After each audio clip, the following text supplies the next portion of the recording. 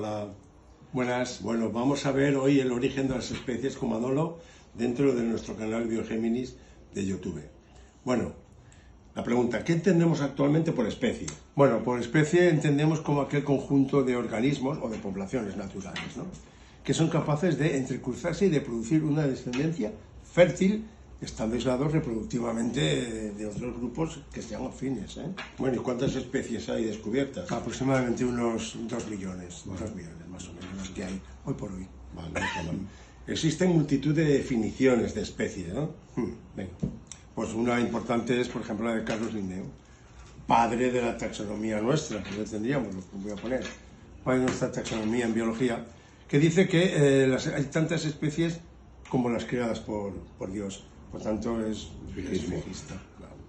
Cuvier, ¿no? Sí, Cuvier, pues más o menos en una época entre aproximadamente 1800, ya indica que es un conjunto de individuos descendientes unos de otros. Por tanto, ya estamos hablando de una descendencia de anterior al siguiente. Es importante e interesante, ¿no? Yo recuerdo a este señor como el primer científico que, bueno, propuso la extinción de los dinosaurios. Por una catástrofe importante, ¿no? Bien, hemos visto varias definiciones de especie, pero ¿qué sabemos sobre las diversas teorías sobre el origen de las especies? Que es el tema de hoy. Vale, pues una de ellas es el fijismo. Ya hemos hablado pues, de Cuvier, ¿no? Perdón, de Cuvier, de Linneo.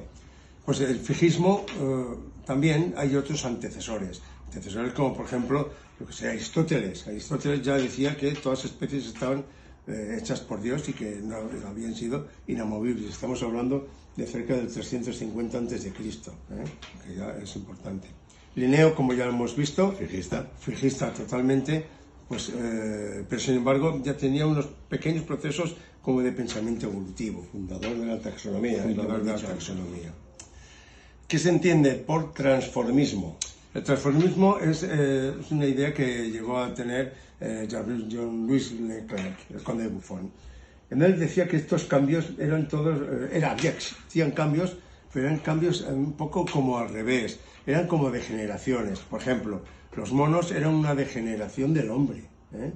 Es lo que podía decir. Y el burro del caballo, ¿no? El burro del caballo, efectivamente, sí. Bueno, Cuvier propone la teoría del catastrofismo. ¿Qué indica este científico? Que todas las especies se iban renovando debido precisamente a diversas catástrofes naturales, como por ejemplo el castañazo cósmico o el diluvio universal, etcétera, etcétera. En muchas comillas. Bueno. Muchas comillas, sí. El gradualismo es lo contrario de lo anterior, ¿no? Es lo contrario porque el gradualismo quiere decir que vas graduando un poco los procesos evolutivos. No está fijo, sino que se va moviendo. Poco a poco, estamos hablando de 1740, 1750, ¿eh? Pero sin embargo ya empezaba a haber cambios un poco lentos pero continuos, ¿eh? Sí, ahí tendríamos a estos señores, los tendríamos aquí. Ahora. Sí. Bueno, el lamarckismo ya es una teoría evolutiva, ¿no? En este caso, sí, el lamarckismo, la teoría de Jean-Baptiste Lamarck, habla de que la función hace el órgano. Eso quiere decir que los procesos evolutivos están conforme a lo que se usa algo. Por ejemplo, si uno usa un músculo mucho, ese músculo se va a desarrollar. Si lo usa poco, se va a degenerar. Ahí tenemos el ejemplo típico de las jirafas. Si tienes el cuello largo, pues entonces llegas a la comida. Si lo tienes corto, no llegas y te mueres, ¿no? Cosa que veríamos que esto después, en el proceso de la evolución de Darwin, es muy diferente. Venga, pues dime algo, ¿qué entendemos por darwinismo? Antes de hablar de darwinismo, porque podemos terminar con ello, pues podemos hablar un poco de lo que sería el predecesor del darwinismo, que fue justo al tiempo, que en realidad era Alfred Russel Wallace. Creó y publicó también una teoría muy parecida a la de Darwin. Hizo que Darwin tuviera que publicarla antes de lo pensado, pero sin embargo tenemos que respetar también como proceso evolutivo importante que fue a Wallace. Bueno, pues Charles Darwin, podemos decir que fue un naturalista inglés, y vamos a decir que ahora haremos un especial de Darwin, porque lo merece, pero tiene 2 puntos súper importantes. Uno de ellos habla de la descendencia con modificación, es decir, que las especies contemporáneas difieren de sus ancestros. Esto ya lo habían dicho también los anteriores, sí, claro. en el que iba sucediéndose uno de otro. Pero también habla de la selección natural. La selección natural es el mecanismo propuesto por Darwin precisamente para la descendencia con modificación. ¿Nos da tiempo de la teoría sintética? Sí, nos podemos decir que la teoría sintética es un poco compendio de varias teorías.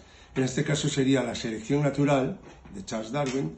Hablamos de la teoría genética de Gregor Mendel, que Charles Darwin no conocía en absoluto nada pero lo suponía, de Mendel, y luego de la genética de poblaciones. Ese conjunto podemos decir que es lo que hoy por hoy se lleva. Pues hemos terminado, hemos hablado un poquito de las teorías, ya sabemos algo más. Bueno, pues hasta el próximo. Acordaros de darle al me gusta. Venga, Hasta luego. Hasta luego. Hasta luego.